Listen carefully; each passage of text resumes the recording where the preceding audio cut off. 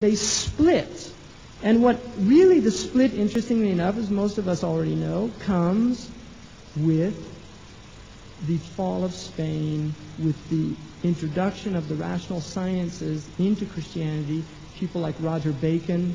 Roger Bacon was teaching in England in a robe and turban. He spoke Arabic. He was accused of being an infidel. He was a monk, had heavy influence. He said we have to learn from the Arabs.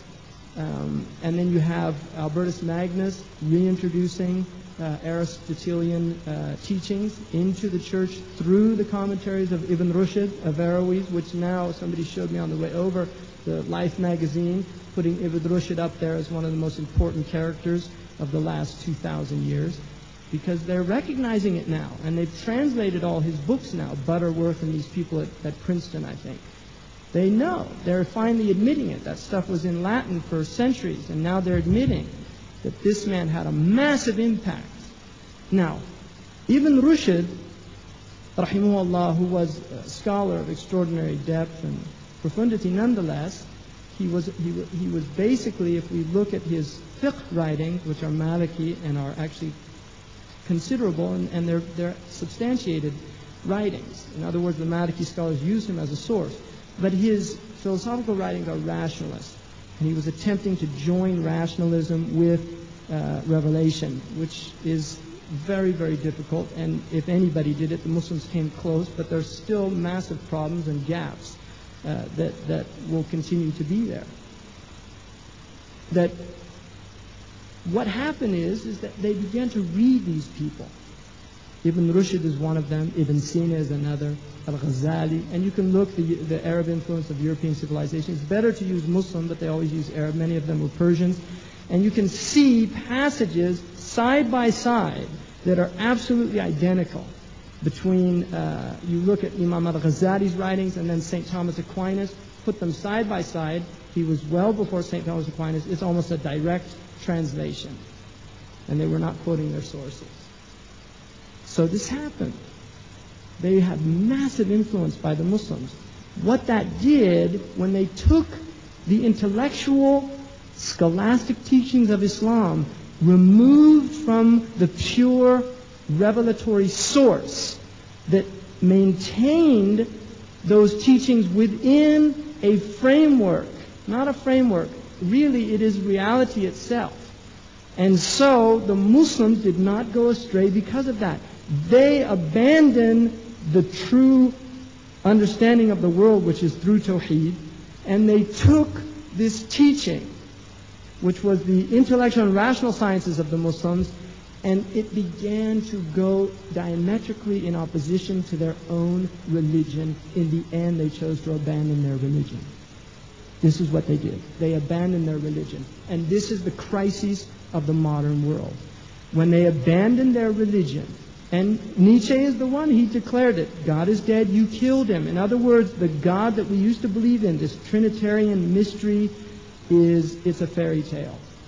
We don't buy it anymore. We know its sources, we know the pagan sources of it, we studied it, he was a philologist. It's over.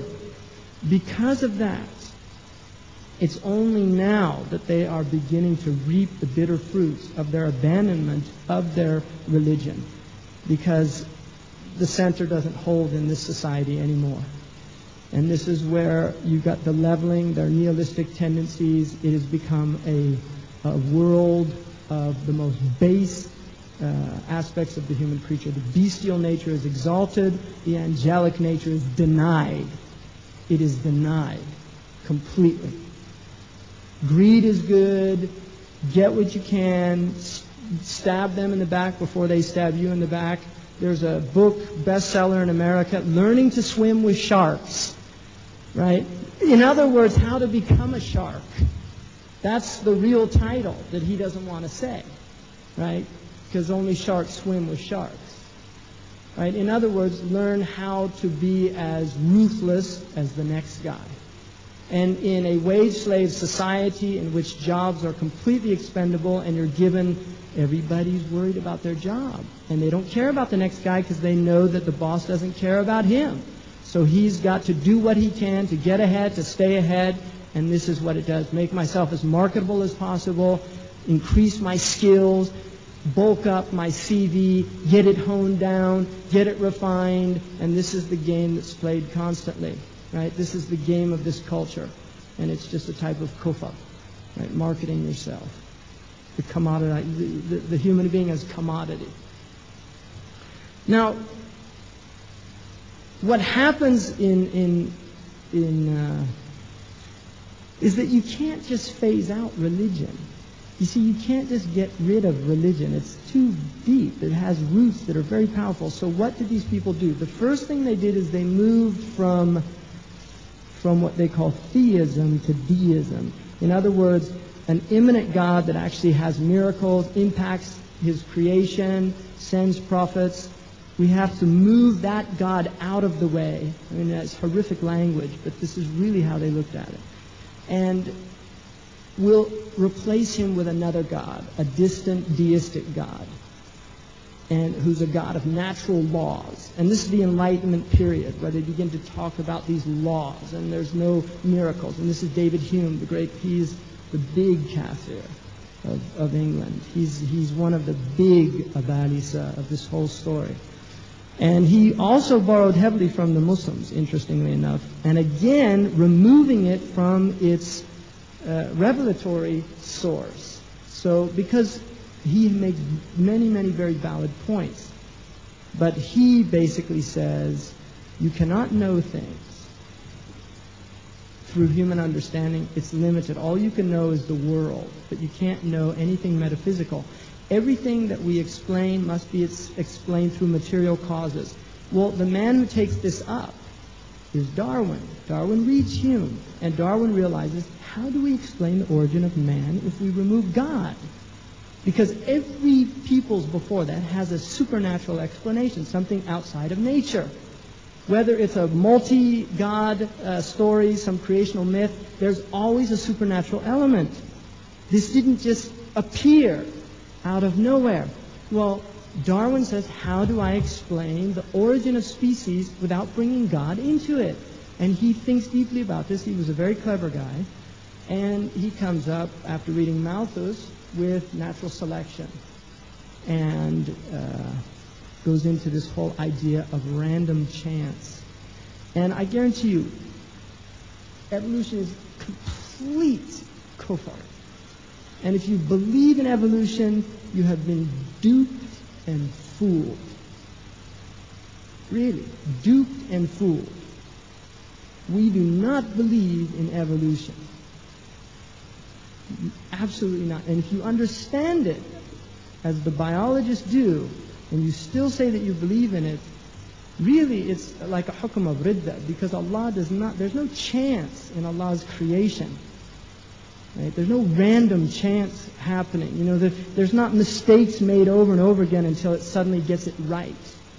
Right? And then that gene is transmitted. And really, it's against the teaching of Islam. Which does not mean there's not microevolution and things, but the macroevolution is a story, it's a narrative. It is a narrative that explains the origin of man without any recourse to the divine. That's all it is. And if you believe it, you have to recognize the religious nature of the belief in that narrative. And again, it's taqleed, it's just blind imitation because most people are not biologists. Most people have not studied it. They're just taking for granted, oh, it must be true because he got a PhD from Harvard. Really, Harvard is like al-Bukhari used to be with the Muslims. Right? That's what they used to say. It's in Sahih al-Bukhari. Now they say, I heard it from a doctor from Harvard. And read what's going on in evolution. Read Darwin's Black Box, right? The collapse of Darwinism. Not from Christians. I don't read that stuff. The Christian creation science. Spare me. You know, Earth was created 7,000 years ago on September 21st. You know. No thanks.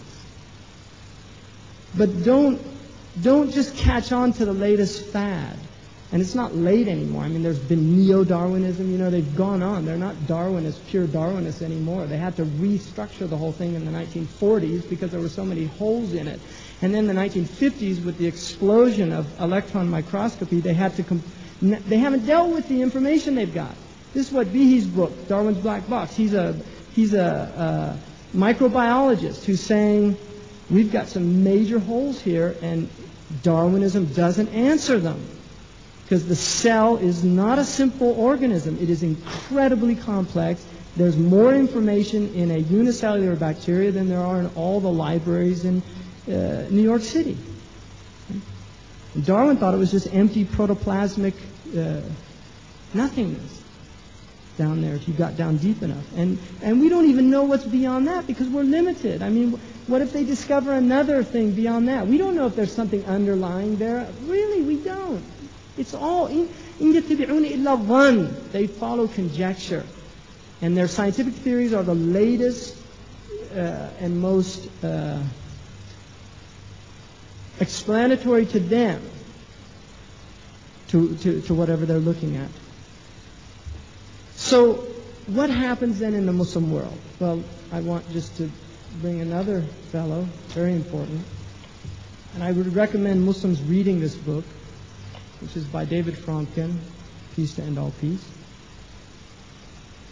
Because what happens basically is the Europeans desired the Muslim world for several reasons, but they really wanted the Muslim world. They wanted the wealth that was there, and they also wanted to basically destroy a continuing threat to them, which was Ottoman power. Because we forget that the Ottomans themselves were continuing their movements in the invasion of Europe, or what we would say the futuhat, really liberation of Europe. And so the Europeans were very frightened of them.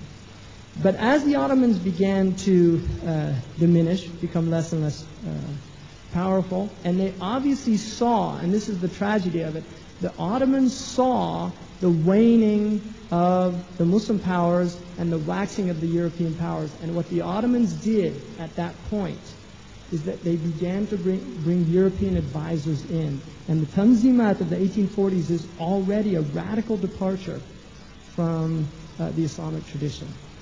This is already happening within the Ottoman state, you see. And the Germans are being brought in, money is being borrowed.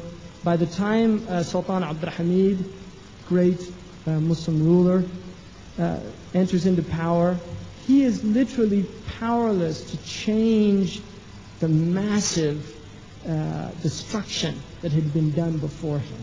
And this is a good sign of a just ruler who can come into power, but because there's so much corruptive or corrosion at every other level, he's unable as an individual to do what it takes to complete the task at hand, which is to renew the Islamic tradition. The same is true in Morocco with Mulli Abd Hafid, who was a great Islamic ruler at the turn of this century. He's deposed by the French.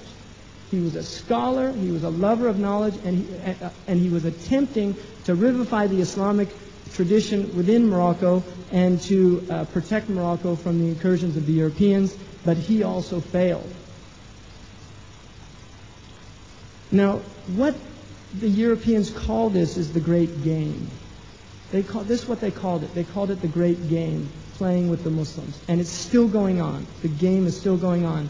And it's actually quite frightening because what happens is what I'm becoming to realize now, is that all of the so-called liberation movements of the 1950s that were centered out of Egypt were in fact nothing other than the power plays of the Americans at removing the Europeans from their colonial influence in those lands. The Americans were directing those movements, and this evidence, I'm telling you, it's there. You can find it if you do the research.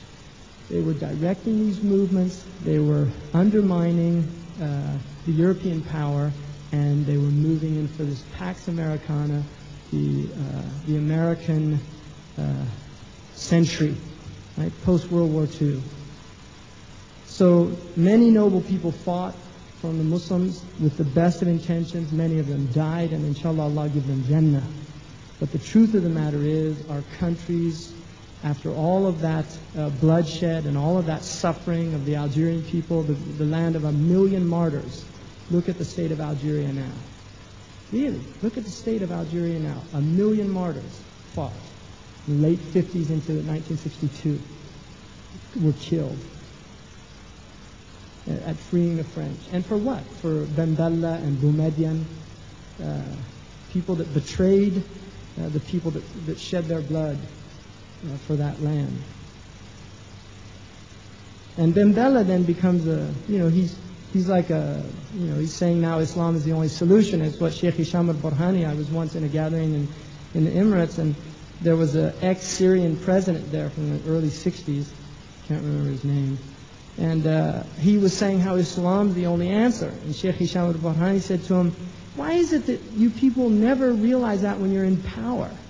And then when you lose your power, suddenly it becomes obvious. It's a very good question. Now, if you look at this book, it's very amazing. It really is extraordinary what that they were doing here, right? Lord Kitchener. Kitchener sets out to capture Islam. Kitchener and his colleagues believed that Islam could be bought, manipulated, or captured by buying, manipulating, or capturing its religious leadership. And they did it. Seriously. They did it. There's Azhari Shuyukh that were in the same Freemasonic lodge as Lord Cromer in Egypt. It's historical fact. They're all declassified documentation. You can see their own handwritings, their own signatures. In fact, you get this blue, the Freemasonic, in the French Revolution, the Freemasonic colors were red, blue, and white. Equality, liberty, equality, and brotherhood, right? Load of nonsense. Freemasonic rubbish, right? And so you get the Azharis suddenly showing up with red and blue instead of black tassels. I'm not making this up. Blue instead of black tassels on their turbans. Where'd that come from? Red, blue, and white. Right there, the French flag up on his head. And now it's the American flag.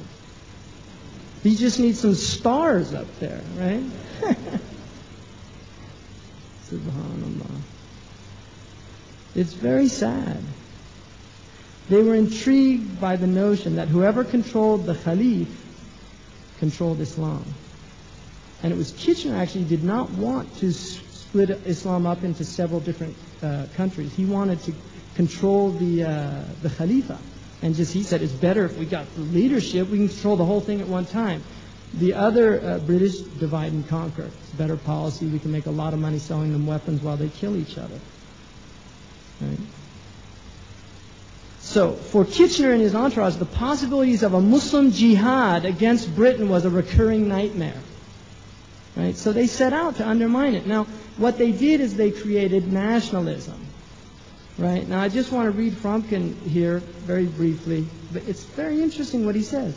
Often referred to as nationalists, these men are more accurately described as separatists. They did not ask for independence. They asked for a greater measure of participation and local rule. They were willing to be ruled largely by Turks because the Turks were fellow Muslims. He's talking about Egyptian and Syrian and Lebanese people at that time. They were not nationalists. Unlike European nationalists, they were people whose beliefs existed in a religious rather than a secular framework.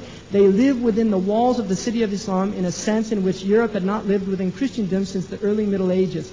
For like the cities built in the Arab world in medieval times, the lives of the Muslim circles centered around a central mosque. They did not represent an ethnic group, for historically the only ethnic or true Arabs, in quotation, were the inhabitants of Arabia, while the Arabic-speaking populations of such provinces as Baghdad and Damascus and other places were mixed ethnic stock. Right? Anyway, the book goes on, right? Now just look what Weizmann, founder of Zionism, right? One of the founders of Zionism, says was introduced to Prince Faisal, not the one that was killed, but the one that was working with Lawrence and these people. and was enthusiastic about him. A Zionist enthusiastic about a Muslim. That's a bad sign. Right? Wiseman wrote to his wife that, quote, "He is the first real Arab nationalist I have met." So this is an indication that it did not exist in the Muslim framework only less than 100 years ago. It didn't exist. Because he's saying he's the first real Arab nationalist that I met. He is a leader! Exclamation mark. He's quite intelligent. Quite. Can't be very intelligent, right? If he's an Arab and a nationalist, right? Right? And a very honest man. Handsome as a picture. He is not interested in Palestine like Sultan Abdul Hamid. But on the other hand, he wants Damascus and the whole northern Syria. He is contemptuous of the Palestinian Arabs, who he doesn't even regard as Arabs. The Prophet ﷺ said, "My ummah would be destroyed by little children from the tribe of Quraysh." That the ummah would be destroyed by little children, ghulaymiya, like little children, little boys from the tribe of Quraysh. So it goes on, the big game, right? They dismantle, coup d'etat, Sultan Abdul Hamid, dismantle the thing, and then Islam is redacted, and people don't realize this. A whole new version of Islam is written, and it begins emphasizing things like hubb al-watan min al-iman, love of nation is from iman, which is a saying that refers to akhirah primarily, right? Because the famous poetry that Imam Nawawi has in the introduction to his introduction to the Riyadh al-Salihin is that the people who realized the dunya was not their watan, right? They realized that the dunya was not their watan, so they divorced the dunya. Right? So nationalism becomes, I'm an Egyptian, you're a Syrian, he's a Lebanese, you're a Pakistani, he's a Turk, and this is the separation, divide and conquer. We no longer see ourselves within the fold of Islam, the brotherhood that Allah has given us. إِنَّمَا الْمُؤْمِنُونَ إِخْوَةٌ. The believers are brothers. We now see ourselves, I'm an American Muslim, he's a Pakistani Muslim, he's a Indian Muslim, he's a Bengali Muslim, and on and on and on. False designations that Islam rejects completely.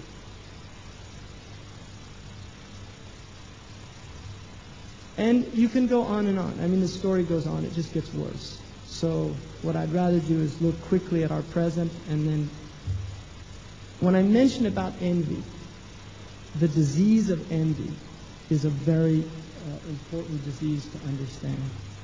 Because the Muslims have become deeply envious of the West. And you can see it in that original quote that I used about envy, that it's a secret admiration. Envy is a secret admiration. You want to be like them. But you know your happiness is not going to be in admiring them, so you become contemptuous of them. So we have rhetoric from Indonesia to Morocco about the West and how terrible the West is. Everybody dresses like them. They eat like them. They want to study in their universities. They want their green cards to America and Canada. Right? And one of the muftis in Palestine, Jazallahu Khairan, gave a fatwa that anyone who sells land in Palestine, in Quds, to Jews is a murtad. Because the Jews were offering them $100,000 Canadian citizenship. Right? Who runs Canada? Right?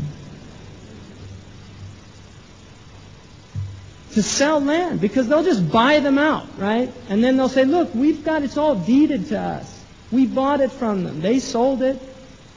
Anyone in Palestine now, if they're just sitting in their house, really, just sitting in their house, is a murada. Really, just sitting in the house is an act of jihad in that place. Now, if you look at this disease of envy, because everybody's watching their television, satellite dishes everywhere. They're cropping up all over the Muslim world. Every rooftop. Look at Damascus. Somebody was telling me that the minarets are pointing up straight to the heavens, and all of the satellites are pointing to Europe. Right? And it's like you have two choices. Wahi, right, from Allah, or wahi from shaitan. Because shaitan has a wahi. Right? Yuhi. Shaitan has a wahi because he tries to mimic God. Just like Allah said His throne is on water. Where does shaitan put his throne? On water. You see? So they bring in these unseen influences, shaitanic influences. And I'm not making that up. It's not an exaggeration. Television, you don't know what's going into your brain there. But they're all watching it. I mean, I just came from the Muslim world not that long ago. They're all in their houses. I went to visit people. You can't even have a conversation because the TV's on and you're trying to talk and they're like this. And then every once in a while they'll kind of come back. Right? No, I'm not making this up. It's unbelievable. We have to throw that machine out as Muslims. Really. Give it up. It's a drug. It's a drug. That's all it is. It's like any drug. You kick the habit. You start feeling good. Getting that out of my system. And unfortunately, the images come back and things like that. Right? Really, they're all imprinted in there. You can watch movies. You don't have to go buy new ones, go out and get the video. You can just play reruns in your mind if you have a good memory. So look here. Present condition, right? Envy. Now, about Qarun. Allah subhanahu wa ta'ala says about Qarun. He says that he was from the people of Musa alayhi salam. In the tafsir they say he was his cousin. Some say the uncle, some say Ibn Am. Most of them say the cousin. He acted insolently towards them. Bagha alayhim. He became proud. Why? Because he'd been given him wealth. Who gave him the wealth? Allah. آتَيْنَاهُ مِنَ الْكُنُوزِ. We gave him min al-kunuzi. Tab'id. It's a partitive. We gave him some of the treasures that exist.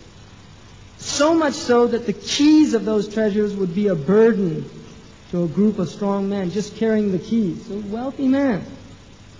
Bill Gates, modern Qarun. Ulil Quwwah. And he said to his people said to him, La tafrah. Don't rejoice because you have dunya. Because Allah doesn't love the farihin, the people who rejoice with dunya. فَبِذَلِكَ فَلْيَفْرَحُوا. With the huda of Allah, with the fadl and the rahmah of Allah, the Quran and the messenger of Allah. That's what you should rejoice in. فَلْيَفْرَحُوا هُوَ خَيْرٌ مِمَّا يَجْمَعُونَ. It's better than what they're gathering. And this is what the Prophet ﷺ, when the Ansar were being affected because he was giving the Quraysh, new Muslims, ta'lif al-qulub, he was giving them all the dunya that they'd gotten, the booty. And the Ansar began to feel like he's neglecting us. And one of them mentioned that to the Prophet ﷺ. The Prophet gathered them and he said, aren't you content that they get the booty and you get me? Because he went back, he left Mecca, he went back to Medina with them. They were happy with that. When they heard that, they all rejoiced. Because they were believers, not deluded by dunya. Now, and then Allah says, Ibtaghi fima atak Allah. And this is the beauty of Quran. You can't translate these things, because the same word bagha alayhim now is used, ibtaghi. Right? But now it's used in a mutawwa' form. It's a reflexive. Do this for yourself. Use what Allah has given you for the dar al-akhirah. Don't do it for dunya. Do it for akhirah. وَلَا تَنْسَى نَصِيبَكَ مِنَ الدُّنْيَا. Don't forget your portion of the dunya. The mufassirun say the kafan is your portion of the dunya. That's what you take with you. That's your portion. What you take is your kafan, what you're wrapped in, your funeral shroud. That's the portion of dunya you take with you when you die. Don't forget that. Desire, and there's other interpretations that it means that it's permissible to enjoy the mubahat, right? But not to go to excess in them. But most of the early ones prefer that one, that it's use it for akhirah. And then he says, وَأَحْسَنْ كَمَا أَحْسَنَ اللَّهُ إِلَيْكَ. Show ihsan just as Allah has shown ihsan to you. And then, وَلَا تَبْغِي الْفَسَادِ. Again, bagha. Don't desire corruption in the earth, because Allah does not love those who sow corruption. So here's Qarun, a man from Bani Israel. Bani Israel were the Muslims of that time, let us not forget. And here's a man who, because of wealth that was given to him, he becomes oppressive. And we can see many examples of that in the Muslim world now. The Muslim world has some of the greatest wealth now, right? They do. Massively wealthy. And we have many, many Qaruns now in the Muslim world. Many of them. On and on. But he's being told. Now, what does they say? What do they say? Then he says, قَالَ إِنَّمَا أُوتِيتُهُ عَلَى عِلْمٍ عِنْدِي. No, this wealth is from me. I have a knowledge. I have a PhD from Harvard. That's how I got this wealth. I'm more clever than you are. Right? Really, I invented this machine and I got the patent. That's how I got it. Allah didn't give me this. That's what they think. أَلَمْ يَعْلَمْ doesn't he know that Allah has destroyed those before him from other generations? They have more power than him and they had more wealth. But he will not be asked. The mujrimun of this age won't be asked about the wrong actions of the previous people. So when he came out to his people, خَرَجَ عَلَى قَوْمِهِ فِي زِينَتِهِ, he came out all embellished. And those قَالَ الَّذِينَ يُرِيدُونَ الْحَيَاةَ الدُّنْيَا, those who want the life of this world, what did they say? Oh, that we had what Qarun had. See, this is the disease. This is the disease. They want what others have. The Muslims want what America has. They want what Europe has. They want it. Why can't we have everybody have a car? Why can't we all have refrigerators too? Right? Really? Why can't we have all this dunya like they have? Now, look what Allah says after that. وَقَالَ الَّذِينَ أُوتُوا الْعِلْمِ, those who had knowledge, what do they say? وَيْلَكُمْ, woe, woe unto you. ثَوَابَ اللَّهِ خَيْرٌ لِمَنْ آمَنَ وَعَمِلَ صَالِحًا. The reward of Allah is better for the one who believes and does righteous deeds. وَلَا يُلَقَّاهَا إِلَّا الصَّابِرُونَ. Now here's the key here, sabr. Because there's two conflicts. The conflict of the human who's been given things, which is either to show ingratitude or to show gratitude. And the conflict of the human being who has been deprived of things. And this is either to be patient or to become envious. This is the choice. You either become patient and recognize this is Allah doing this. Don't think, you see, when people look at the Europeans now and the Americans, they say, look, they're not following Islam and they have all this, it's all working for them, which it's not. But this is the way a lot of superficial people look at it. It's all, why is it that they're in control of us? Look at us, we're all backward, this and that, etc., etc. These people have nothing. They are a whip that Allah subhanahu wa ta'ala is using to beat the disobedient servants. They are disciplined. That's all they are. They're disciplined to the Muslims. They're disciplining us until we learn the lesson. And they'll keep disciplining us until we turn away. Until we lose our sadistic tendencies of envying what we can't have and desiring the dar al-akhirah, giving up our love of dunya, returning to jihad, returning to mujahada of the self, working on getting rid of the diseases of the heart, not on increasing them. So those people were warned. Now what happens? فَخَسَفْنَا بِهِ وَبِدَارِهِ الْأَرْضِ. Allah caused the earth to swallow him up and his abode. And in the tafsir, they say that Musa was given permission to destroy him. And he made a dua, and the earth took him, a third of his body, and two other people that were with him, that went with him instead of going with Musa because they wanted his dunya. And the other ones decided to go because he accused Musa and of some things that were false, and the woman that was used to accuse him admitted that she was paid by Qarun to do that. And Qarun called on Musa, استغاث بموسى, Musa, help me. He made dua and he was thrust again. A third time he was destroyed. And Allah revealed to Musa, Musa, Had he called on me, I would have had mercy. But he called on you. Musa kana shadidan. Right? The Prophet ﷺ said Umar was like Musa. And Abu Bakr was like Ibrahim alayhi salam. So when they saw that after he was unable to be helped, أصبح الذين تمنوا مكانه بالأمس يقولون ويكأن الله يبسط الرزق لمن يشاء من عباده.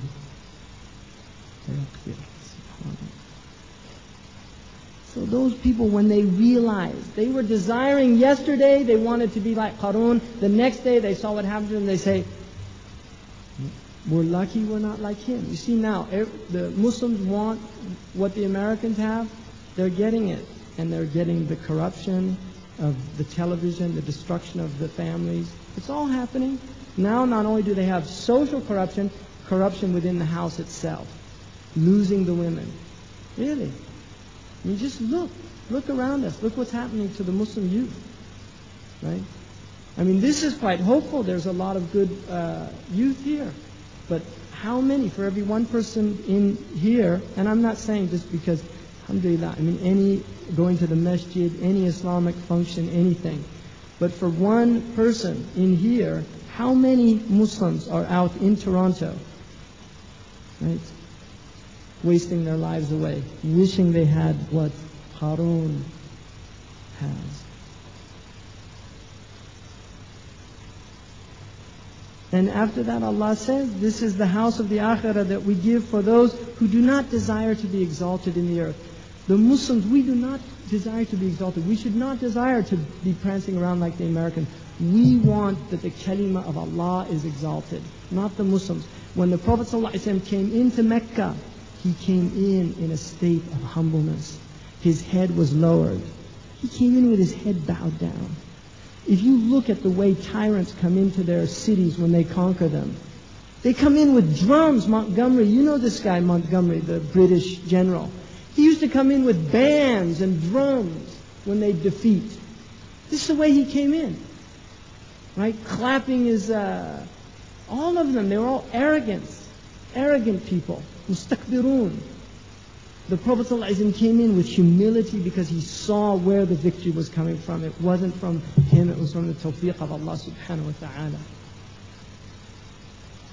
The nasr is from Allah subhanahu wa ta'ala alone. So this is the disease. It's a vicious one. And it's interesting that Allah, one of the second to the last surah of Quran, وَحَاسِدٍ إِذَا حَسَدٍ, the envier when he envies. Now, just the present state, looking at the present, I think that sums it up. There's a few other things. You can look at the fact that even though we condemn the West for all of its degradation and its depravity and this and that, look at our own lands. Look at the Muslim condition today. Look at it. Reflect on it. I mean, they had a study done here in the West in which they said that the most corrupt country in the world was Nigeria, and the second most corrupt was Pakistan, right? And then somebody said, in fact, Pakistan won, but they bribed Nigeria to take the first prize.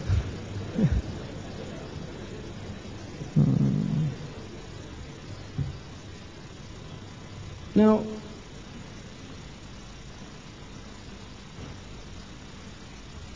Nigeria, Pakistan, and all the rest, the Muslim countries, these countries are corrupt also.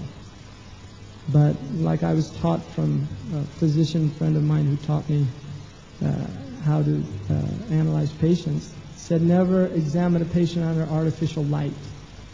So when you look at the West, you're looking under artificial light.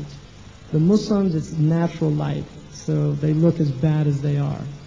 Up here, it's artificial light, so they might look a little perkier than they actually are, but they're in bad shape, and they're corrupt. Their corruption is deep.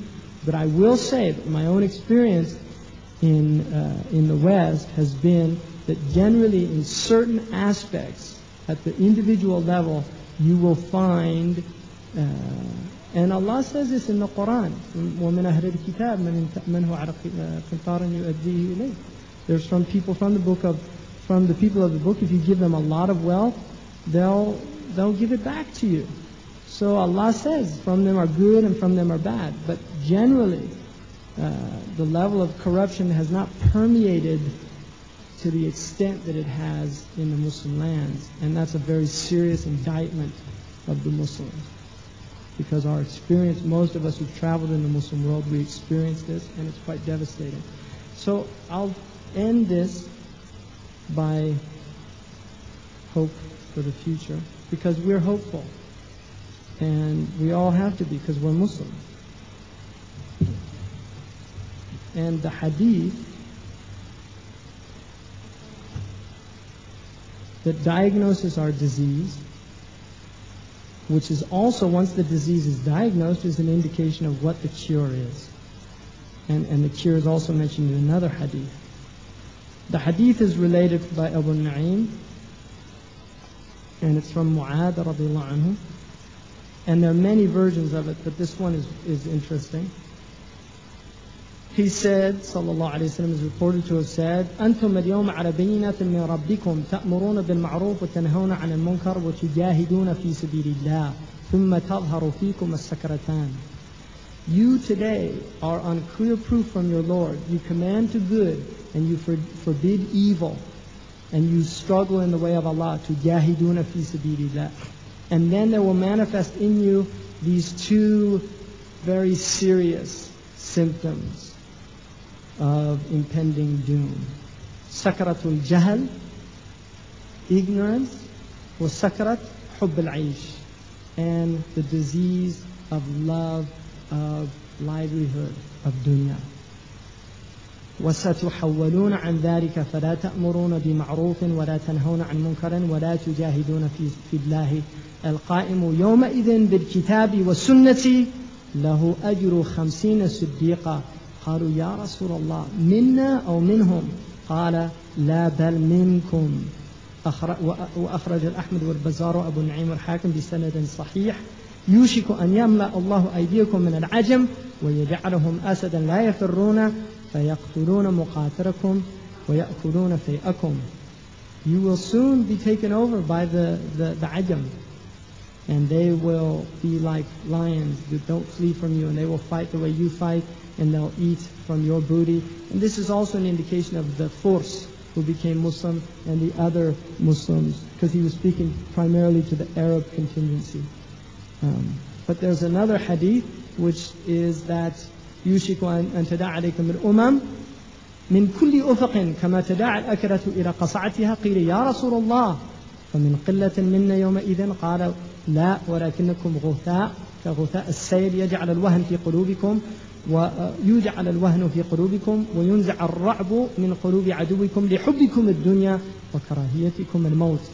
That it's coming a time when the Jews and the Christians, as interpreted in the other hadith, will come from every ufuq, from every horizon, and they will eat from you, from your plate, like eaters eat from a plate. And they said, Ya Rasulullah, is it from that we're few in numbers? They said, no, but you're like scum, the foam on the top of the flow. And there's a weakness in your hearts, and fear is taken out of the hearts of your enemies. And the reason for this, لِحُبِّكُمُ الدُّنْيَا وَكَرَاهِيَتِكُمُ الْمَوْتِ, because you love dunya and you hate death. Very simple diagnosis. Which means that the cure then are two things. One is the jahl has to be removed. And every single Islamic renaissance, if you study the history of Islam, began with intellectual renaissance. And you show me one that did not. Because the very first Islam began with Dar al-Arqam. It began in Mecca, in a house, with one man, sallallahu alayhi wa sallam, teaching men and women tawheed of Allah subhanahu wa ta'ala, and removing from their hearts love of dunya. And Umar radiallahu anhu said to the Persians, we will send an army, the love of death with them is greater than your love of life. And this comes from knowledge, because the more knowledge one gains, and we're not talking about ma'lumat, information. There's Orientalists that learn all the rules. That's not real knowledge. There are Orientalists that know Islam. They can lecture about Islam. They can tell you everything. They can give you the aqeedah of the Muslims. They can tell all these things. But in the end, they do not believe. So it is not real knowledge. Real knowledge is of two types. One is a knowledge in which one is limited in their intellectual understandings, but the knowledge penetrates their heart. This is Ibn Rajab al-Hanbali. And the second is where they join the two. They have the outward and the inward as well. And these are the people that are the leaders, the Hujjah of Allah in His land. And the third type is somebody who knows the outward, but it doesn't penetrate the inward, and that's called a hypocrite. And they're the ones that the Prophet ﷺ feared more than anybody. And finally, the last thing that I'll leave you with is, I think, a very powerful statement by an American who's talking about the disease of the autonomy of man. Solzhenitsyn, the Russian, said that the modern Western mindset can be understood as humanistic autonomy. Istighna. Inna al-insana la yatgha ar-ra'ahu istaghna. Man transgresses in that he deems himself independent of Allah. And these people now deem themselves independent of Allah subhanahu wa ta'ala.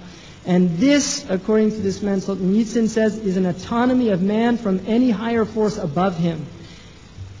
Commenting on this, if superior forces are not allowed, current epistemology has no way to register them.